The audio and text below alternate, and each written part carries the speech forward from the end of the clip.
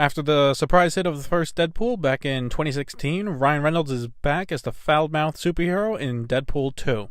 Here, Deadpool has to try and protect a kid who is being hunted down from Cable, played by Josh Brolin, who time traveled from the future. Now, if what I just told you sounded like a gritty action movie, get that idea out of your head, as Deadpool trying to save a kid goes about as well as you think it would, but worse. So when I first got out of the movie, I was really high on it, which is not hard to do, considering I just watched some of the best post-credit scenes in a movie ever. However, now after thinking about it for a few days, my opinion on the movie has lowered.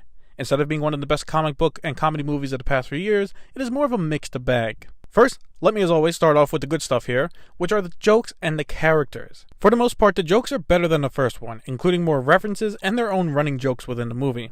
Now, there are some jokes that don't land, but usually the movie goes through the jokes so fast that you don't really notice it that much. The other strong part of Deadpool 2 are its characters. From Deadpool to Cable to Colossus and the rest of the main cast, they are written really well. How they interact with Deadpool makes for the great conversations and jokes that make the Deadpool movie so great to watch.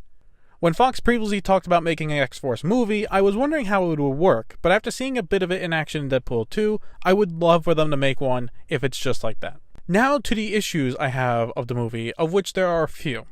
The first is the pacing of a few of the scenes. I won't go into detail about them, but there are two scenes that stand out as taking way too long to finish, and I felt it hurt the seriousness or the fun in those scenes. The other issue with the movie is with the plot, and for this it's just a personal preference. The plot for Deadpool 2 tries to go somewhere, but by the end of it, it goes nowhere, and it was kind of a waste of time. Now, if you are of the mindset that a Deadpool movie should not really have much of a plot, that is fine.